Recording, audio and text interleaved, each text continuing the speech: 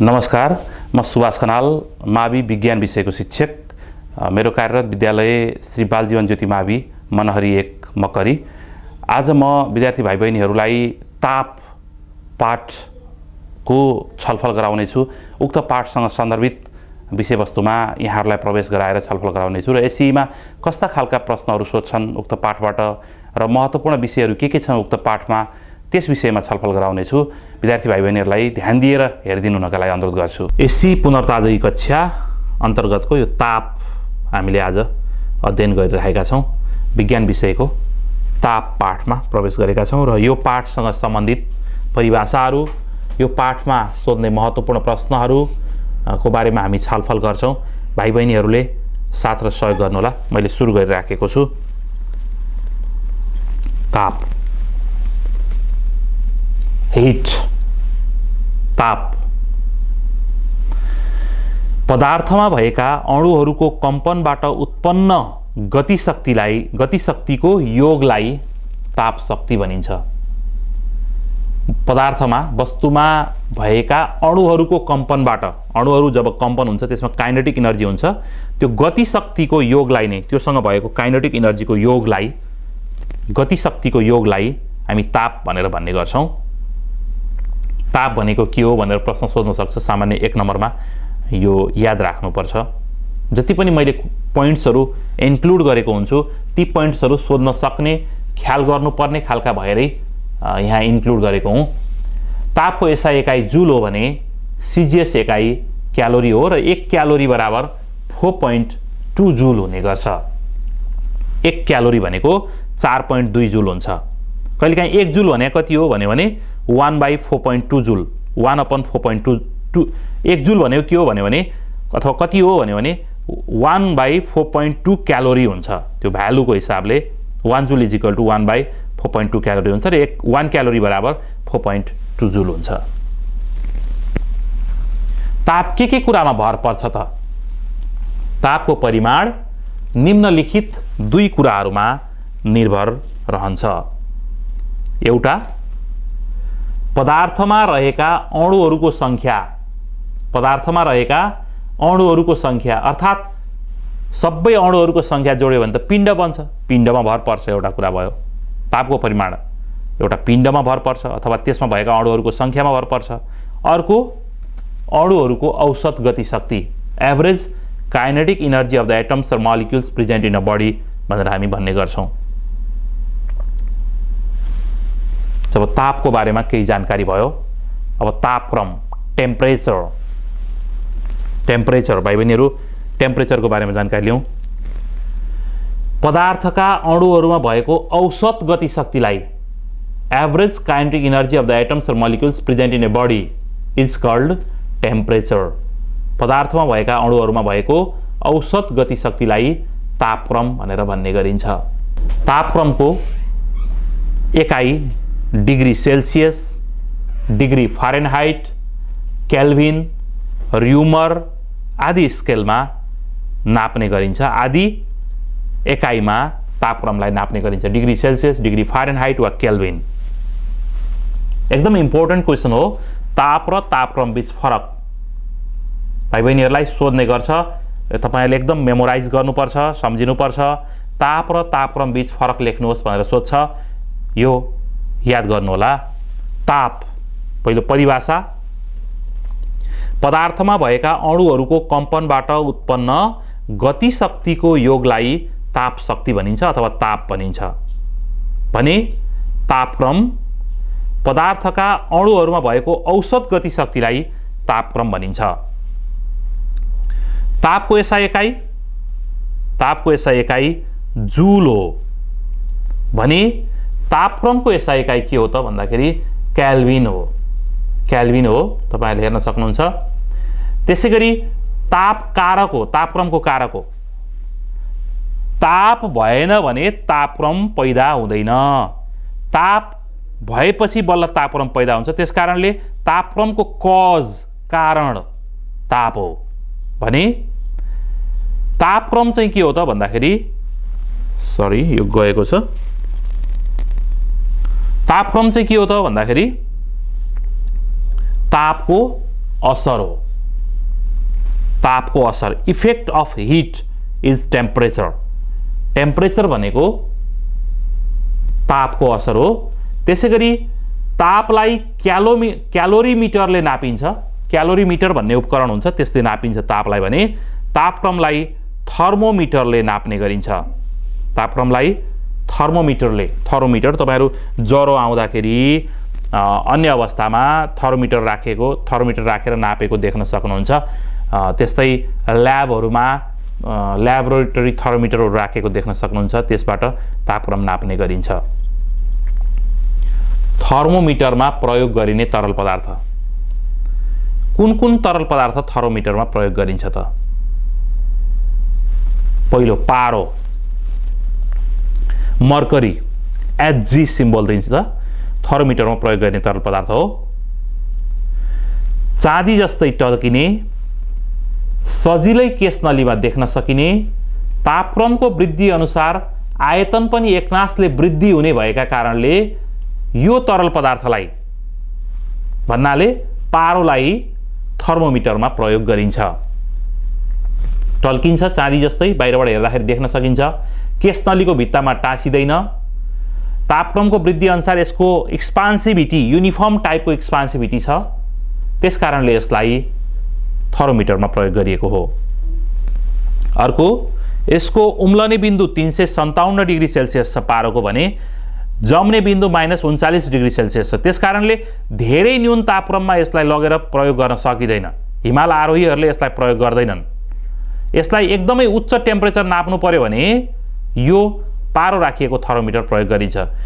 एक वर्ष प्रश्न पनि सोधेको थियो, पानीको उम्लने तापक्रम नाप्न किन अल्कोहल राखिएको थर्मोमिटर प्रयोग गर्न सकिँदैन अथवा किन पारोकै थर्मोमिटर प्रयोग गर्नुपर्छ भनेर सोधेको थियो।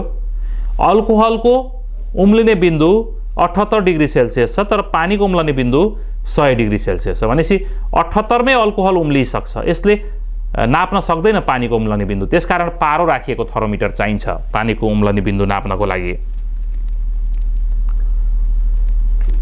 पारो राखिएको थर्मोमिटर उच्च तापक्रम नाप्नको लागि प्रयोगमा ल्याइन्छ।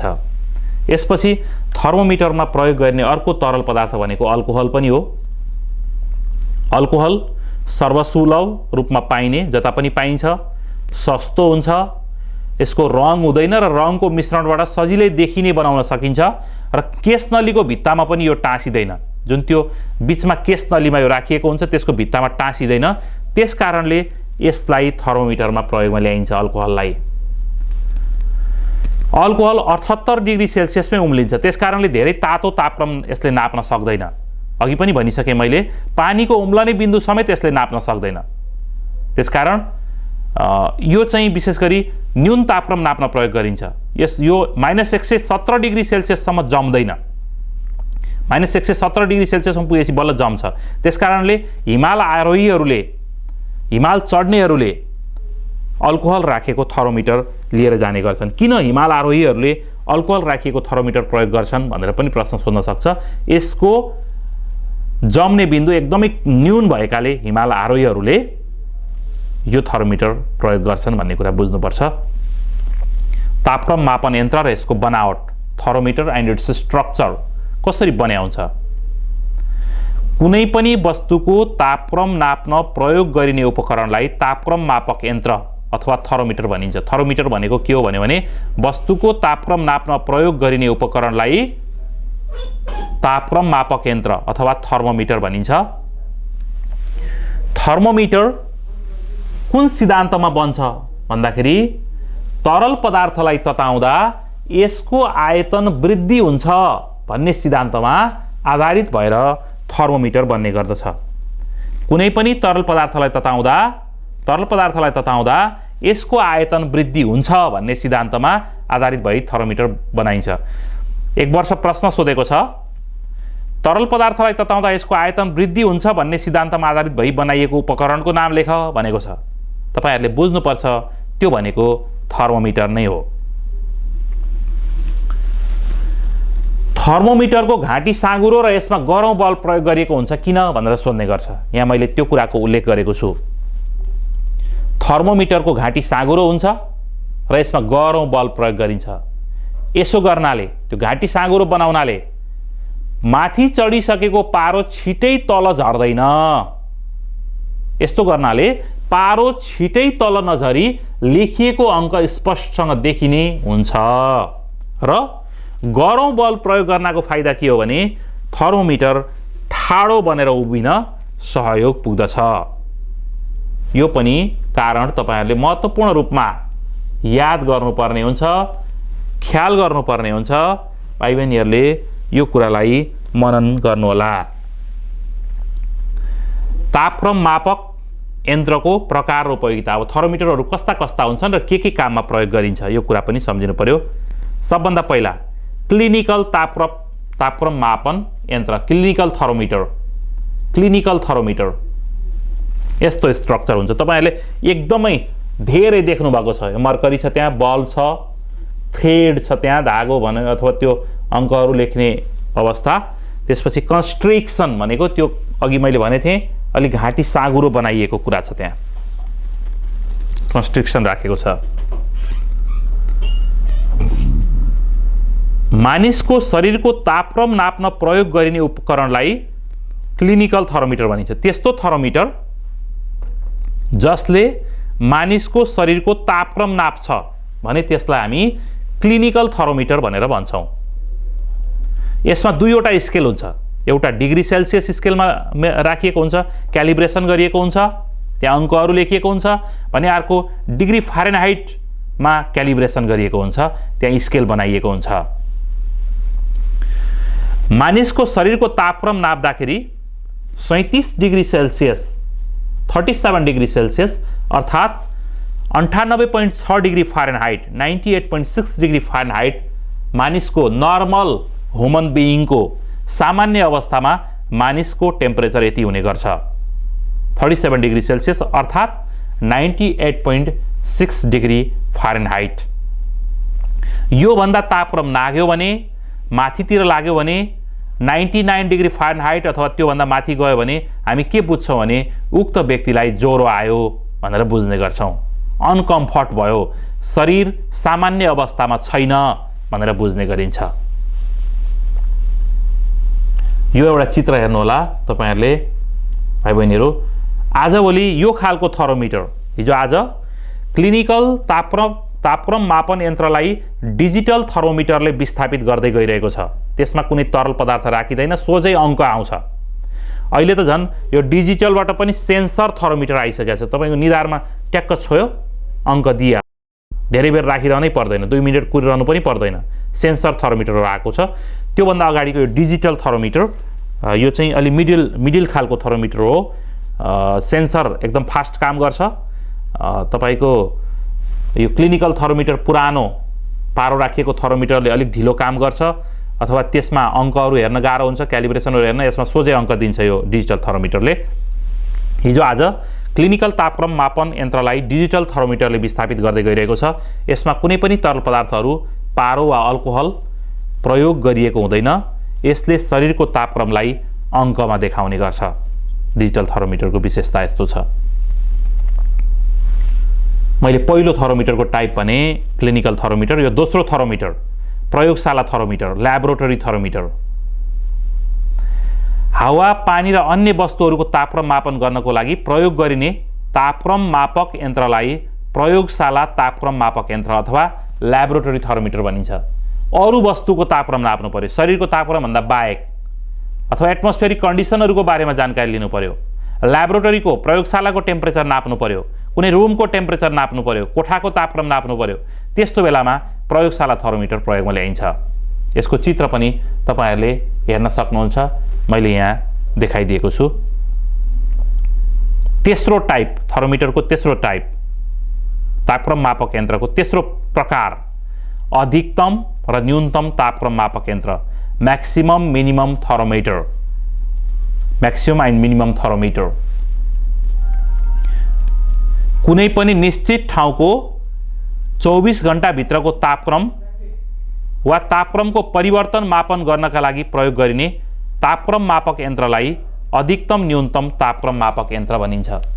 कुनै निश्चित 24 घण्टा भित्र सबैभन्दा बढी तापक्रम कति भयो, सबैभन्दा कम तापक्रम कति भयो भनेर पत्ता लगाउने, थाहा पाउने जुन तापक्रम मापक यन्त्र हुन्छ, जुन थर्मोमिटर हुन्छ, त्यसलाई हामी अधिकतम न्यूनतम थर्मोमिटर भनेर भन्ने गर्छौं।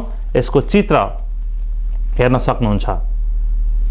यस्तो खालको यू शेपको, यू टाइपको, यू अंग्रेजी अक्षर यू आकारको यसको शेप रहेको हुन्छ। मिनिमम मार्कर पनि हुन्छ, म्याक्सिमम मार्कर पनि हुन्छ। त्यसपछि मर्करी कोलमहरु राखिएको हुन्छ, भित्र इन्डेक्स हुन्छ। दुवै ट्युबमा यसको दुईपट्टि यू ट्युब छ, दुईपट्टि दुईटा ट्युब छ। त्यसमा तापक्रम मापन गर्नका लागि सूचक इन्डेक्स हुन्छ, इन्डेक्स हुन्छ।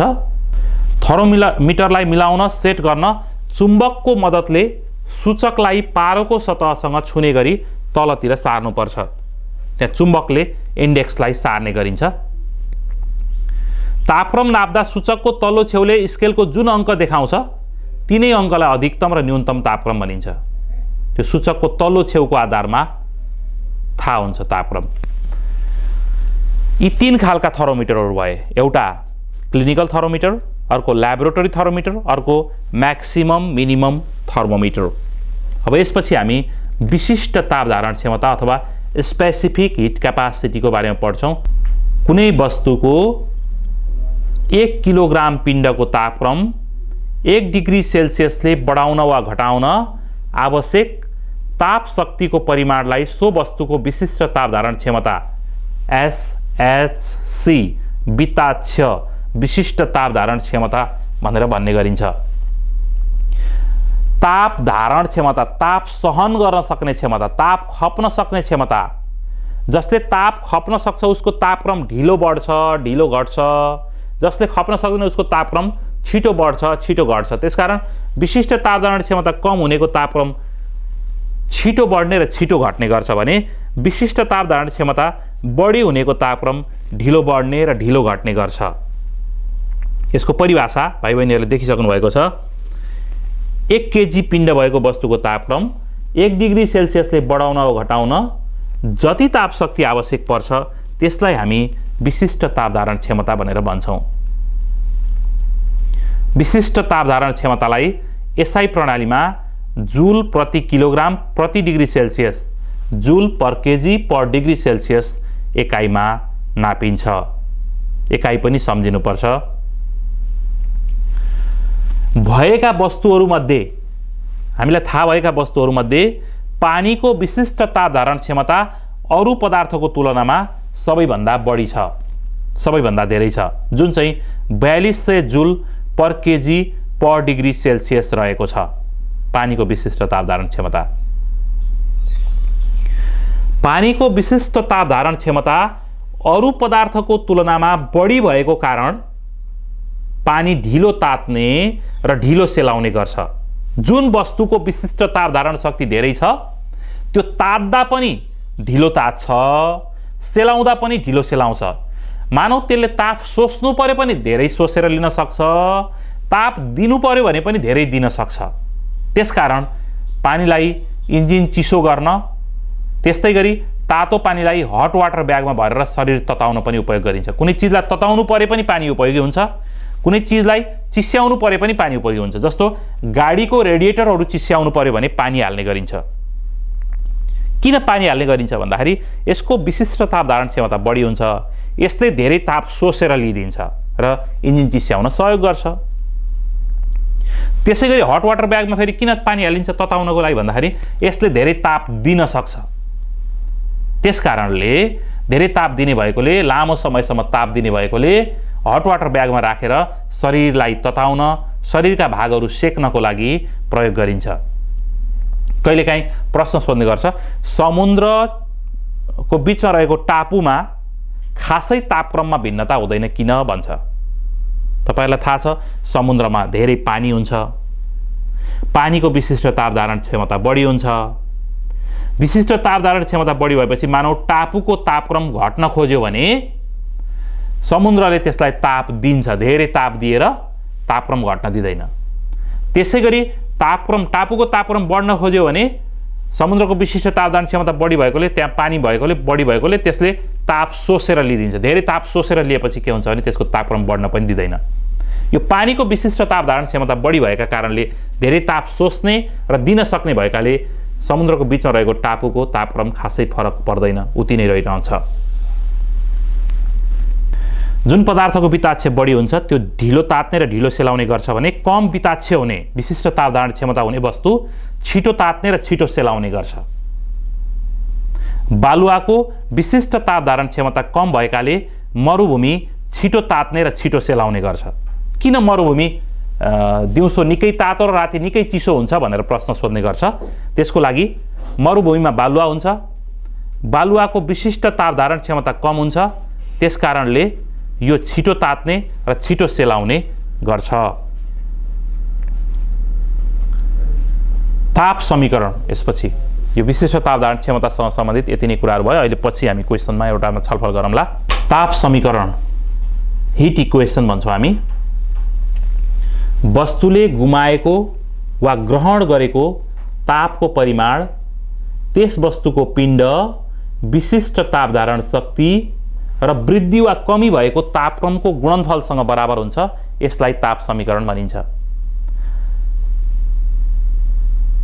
कुनै वस्तुले गरेको हिट लस अथवा हिट गेन चाहिँ त्यस वस्तुको पिण्ड यम, विशिष्ट ताप धारण क्षमता यस र तापक्रममा फरक डिटी क्यू बराबर M into S into dT सँग बराबर हुन्छ। त्यसलाई नै हामी ताप समीकरण अथवा हिट इक्वेसन भनेर भन्ने गर्छौँ। हिट इक्वेसन ताप समीकरण त्यो हो। क्यू बराबर M into S into dT नै ताप समीकरण हो। ताप समीकरण प्रमाणित गर भनेर भन्न सक्छ। कसरी प्रमाणित गर्ने त ताप समीकरण? कुनै पनि वस्तुले गुमाएको वा ग्रहण गरेको तापको परिमाण र त्यस वस्तुको पिण्ड बीच समानुपातिक सम्बन्ध रहेको हुन्छ। क्यू भेरिज यम। क्यू भनेको वस्तुले गुमाएको वा ग्रहण गरेको तापको परिमाण र यम भनेको वस्तुको पिण्ड, तिनीहरू बीच समानुपातिक सम्बन्ध हुन्छ। ठुलो वस्तु छ भने, बढी पिण्ड भएको वस्तु छ भने धेरै ताप गुमाउने वा लिन सक्छ। कम पिण्ड भएको वस्तु छ भने ताप दिँदा पनि कम दिने र लिँदा पनि कम लिने गर्न सक्छ। त्यसैगरी कुनै पनि वस्तुले गुमाएको वा ग्रहण गरेको तापको परिमाण र त्यस वस्तुमा वृद्धि वा कमी भएको तापक्रम बीच पनि समानुपातिक सम्बन्ध रहेको छ। That means Q varies dT. तापक्रममा आउने परिवर्तनसँग समानुपातिक हुन्छ। जब यो दुईटा समीकरण मिलाइन्छ, समीकरण फर्स्ट र सेकेन्डबाट, क्यू चाहिँ दुईटा कुराको प्रोडक्टसँग समानुपातिक हुने भयो। Q varies M into dT हुने भयो। अब भेरिज हटाउनु पर्यो अथवा प्रोपोर्सनल साइन हटाउनु पर्यो, समानुपातको चिन्ह हटाउनु पर्यो। त्यो ठाउँमा बराबर राख्नु पर्यो भने एउटा अचल राशि थप्नुपर्छ। त्यो अचल राशि भनेको यस हो। यस भनेको विशिष्ट ताप धारण क्षमता हो, स्पेसिफिक हिट कैपेसिटी हो यस भनेको। क्यू बराबर एमएस डिटी। यो नै ताप समीकरण हो, जहाँ यम भनेको वस्तुको पिण्ड, यस भनेको विशिष्ट ताप धारण शक्ति, डिटी भनेको तापक्रममा परिवर्तन, क्यू भनेको गुमाएको वा ग्रहण गरेको ताप शक्तिको परिमाण। केही प्रश्नहरू मैले यहाँ उल्लेख गरेको छु। गर्मीको महिनामा हाम्रो शरीरबाट पसिना आउँछ किन? यो खालको क्वेसन पनि सोध्न सक्छ, सम्झिनुपर्छ। पसिना आउँदा त्यसलाई बाफ बनाएर उडाउन शरीरबाट ताप शक्ति प्रयोग हुन्छ र हामीलाई शीतल हुने गर्छ। शरीरको ताप शक्ति घट्यो, त्यो पसिना बनाएर उडाउँदाखेरि ताप शक्ति घटेकोले हाम्रो शरीरको तापक्रम घटेर हामीलाई शीतल हुन्छ। त्यो शीतल बनाउनको लागि शरीरले अटोमेटिक रूपमा पसिना निकाल्ने गर्छ। यो पनि सोध्ने गर्छ, पानीको विताक्ष 4200 जुल पर केजी पर डिग्री सेल्सियस छ भन्नाले के बुझिन्छ? अथवा मर्करी पारोको विशिष्ट ताप धारण क्षमता 138 वा 140 जुल पर केजी पर डिग्री सेल्सियस छ भन्नाले के बुझिन्छ? अथवा फलामको विशिष्ट ताप धारण क्षमता 470 जुल पर केजी पर डिग्री सेल्सियस छ भन्नाले के बुझिन्छ भनेर प्रश्न सोध्न सक्छ। त्यस्तो बेलामा त्यही कुन चिजको सोध्छ त्यसको पानीको ठाउँमा त्यो चिज राख्नु पर्यो, अनि जति भ्यालु दिन्छ त्यो 4200 को ठाउँमा त्यो भ्यालु राख्नु पर्यो, अरू कुरा सेम हुन्छ। 1 केजी पानीको तापक्रम 1 डिग्री सेल्सियसले बढाउन वा घटाउन 4200 जुल ताप शक्ति आवश्यकता पर्छ भन्ने बुझिन्छ भनेर लेख्नुपर्छ यसको आन्सर। यो क्वेसन पनि सोध्छ माटोको भाँडोमा राखिएको पानी चिसो हुन्छ किन भन्ने गर्छ। माटोको भाँडामा मसिना प्वालहरू हुन्छन्, हाम्रो आँखाले त देख्दैन, स्मल पोर्सहरू, धेरै साना मसिना प्वालहरू हुन्छन् र ती प्वालहरूमा पानी छिर्ने गर्छ। त्यो पानीलाई बाफ बनाएर फ्याँक्नको लागि पानीभित्रको ताप प्रयोग हुन्छ। त्यो पानीभित्रको ताप प्रयोग हुने कारणले गर्दाखेरि माटोको भाँडामा राखिएको पानी चिसो हुने गर्छ, चिसो हुन जान्छ। अर्को, ज्वरो आएको मानिसको निधारमा पानी पट्टी गरिन्छ किन भनेर प्रश्न सोध्ने गर्छ। थाहा छ तपाईहरुलाई पानीको विशिष्ट ताप धारण क्षमता बढी हुन्छ, त्यस कारणले शरीरबाट ताप सोसेर धेरै ताप सोच्न सक्छ यसले र तापक्रम घटाउन सहयोग गर्छ। पानीको विशिष्ट ताप धारण क्षमता बढी हुने भएकोले शरीरबाट धेरै ताप सोसेर शरीरको तापक्रम घटाउन सहयोग गर्ने कारणले ज्वरो आएको बिरामीको निधारमा पानी पट्टी गरिन्छ, शरीरमा पानी पट्टी गरिन्छ। बरफलाई छुँदा हामीलाई किन चिसो अनुभव हुन्छ, अथवा केही तातो चिज छुँदाखेरि हामीलाई किन तातो लाग्छ, के कारणले लागेको हो तातो भन्दाखेरि हामीलाई के थाहा छ भने जहिले पनि ताप बढी तातो वस्तुबाट कम तातो वस्तुतिर जान्छ। भनेपछि बरफलाई छुँदाखेरि पनि हाम्रो औँलाबाट ताप कता सर्छ भने बरफतिर सर्छ। हाम्रो औँलाको ताप घट्यो, बरफतिर गयो त्यहाँको ताप, भनेपछि हामीलाई चिसो लाग्ने गर्छ। ताप जहिले पनि तातो वस्तुबाट चिसो वस्तुतिर सर्ने गर्छ। बरफलाई छुँदा ताप औँलाबाट बरफतिर सर्ने भएकोले औँलामा ताप घट्छ र चिसो अनुभव हुन्छ। जस्तै कुनै क्वेसन सोध्न सक्छ, जस्तो त्यो बुकमा छ मेमोराइज गर्ने अथवा विचारणीय प्रश्न भनेर, जाडो महिनामा हामी ओछ्यानबाट उठ्दा कोठामा जाडो लाग्छ, जाडो अनुभव हुन्छ, फेरि एकछिन बाहिर डुलेर आयो भने त्यही कोठा न्यानो अनुभव हुन्छ किन भनेर सोधिन सक्छ। जस्तो जब हामी ओछ्यानमा उठ्छौँ जाडो महिनामा हाम्रो शरीरको तापक्रम कोठाको तापक्रम भन्दा बढी हुन्छ र शरीरबाट ताप कोठातिर सर्छ। हाम्रो शरीरबाट ताप कोठातिर गयो, हाम्रो शरीरबाट ताप कम भयो, हामीलाई चिसो लाग्छ। जब हामी बाहिर डुल्न जान्छौँ धेरै ताप हाम्रो शरीरबाट बाहिरको हावामा सरेर जान्छ, किनभने हावाको तापक्रम एकदमै कम हुन्छ। हाम्रो शरीरबाट ताप धेरै बाहिर निस्किसकेको हुन्छ। अब फेरि उही कोठामा आउँदा कोठाको तापक्रम चाहिँ बढी हुन्छ, हाम्रो शरीरको तापक्रम कम हुन्छ। त्यस हिसाबले अब कोठाबाट ताप हाम्रो शरीरतिर सर्छ अनि हामीलाई के लाग्छ भने तातो अनुभव हुन्छ। एउटै कोठा एकछिन अगाडि चिसो लागेको थियो, एकछिन पछि तातो लाग्छ। त्यो तापको बहावको कारणले, बहावको दिशाको कारणले यस्तो भएको हो। यसपछि एउटा यस्तो खालको क्वेसन पनि सोध्ने गर्छ, वस्तु दिन्छ, विभिन्न वस्तुहरू, ए वस्तु छ त्यसको विशिष्ट ताप धारण क्षमता 470 जुल पर केजी पर डिग्री सेल्सियस छ, बी वस्तु छ 910 जुल पर केजी पर डिग्री सेल्सियस छ, सी वस्तु छ 180 जुल पर केजी पर डिग्री सेल्सियस छ त्यसको विशिष्ट ताप धारण क्षमता। अब क्वेसन सोध्छ माथिको तीनवटै वस्तुको बराबर पिण्डलाई बराबर ताप दिँदा कुनको तापक्रम सबैभन्दा बढी हुन्छ र किन भनेर सोध्छ। यसको आन्सर सी को तापक्रम सबैभन्दा बढी हुन्छ, किनकि त्यसको विशिष्ट ताप धारण क्षमता कम भएकाले तापक्रम छिटो वृद्धि हुन्छ। जसको विशिष्ट ताप धारण क्षमता कम हुन्छ ऊ तात्दा छिटै तात्छ भन्ने कुरा हामीलाई थाहा छ, सेलाउँदा छिटै सेलाउँछ भन्ने कुरा थाहा छ। तात्दा छिटै तात्छ भनेपछि त उसको तापक्रम बढी भएर बस्छ, त्यही भएर सी को तापक्रम सबैभन्दा बढी हुन्छ। अर्को छ बराबर पिण्डको तीनवटा वस्तुलाई बराबर ताप दिई मैनको स्ल्याबमा राख्दा कुन बढी गहिराईसम्म पुग्छ र किन। ती तीनै वस्तु छन् एबीसी, बराबर पिण्ड छ, बराबर ताप दिएर मैनको स्ल्याबमा राखियो, मैन नै मैनले बनेको ढिक्कामा राखियो भने कुन बढी गहिराईसम्म पुग्छ र किन। अब मैनलाई जुनले धेरै बेर पगाल्न सक्छ त्यो बढी गहिराईसम्म पुग्ने हो भनेपछि कसले धेरै बेर पगाल्न सक्छ भने जुन ढिलो सेलाउँछ। ढिलो कुन सेलाउँछ भन्दाखेरि जसको विशिष्ट ताप धारण क्षमता बढी छ। भन्नाले बी को विशिष्ट ताप धारण क्षमता बढी भएकोले यो ढिलो सेलाउँछ र लामो समयसम्म मैनलाई पगालेर यो बढी गहिराइसम्म पुग्ने गर्छ। बी बढी गहिराइसम्म पुग्ने गर्छ। हेर्न सक्नुहुन्छ बी बढी गहिराइसम्म पुग्छ किनकि त्यसको विशिष्ट ताप धारण शक्ति बढी छ र त्यो सेलाउन बढी समय लाग्छ। त्यसकारण धेरै बेर मैनलाई पगालेर बढी गहिराइसम्म पुग्छ। अर्को छ थर्मोमिटरमा किन पानी प्रयोग गरिँदैन। जस्तो अघि हामीले थर्मोमिटरमा अल्कोहल प्रयोग गरिन्छ, पारो प्रयोग गरिन्छ भनेर बुझ्यौं। किन पानी प्रयोग गरिँदैन त? पानी प्रयोग गरेको भए के हुन्थ्यो? प्रयोग नगर्नुको कारण पानी केश नलीको भित्तामा टाँसिन्छ। अब त्यसको आयतन बढेर माथि सर्नु पर्ने, भित्तामा टाँसिएर बस्छ। यो काम लागेन, यो प्रयोग गर्न सकिने भएन। पानीको प्रसारणमा एकरूपता हुँदैन। आयतन बढ्दाखेरि एकरूपले आयतन बढ्दैन, कहिले बढी बढ्ने कहिले घटी बढ्ने हुँदाखेरि यो आयतन प्रसारण अथवा आयतन हुँदाखेरि एकरूपता नहुने भएर पनि यसलाई प्रयोगमा ल्याउन सकिएन। अर्को पानीको प्रसारण ढिलो हुन्छ।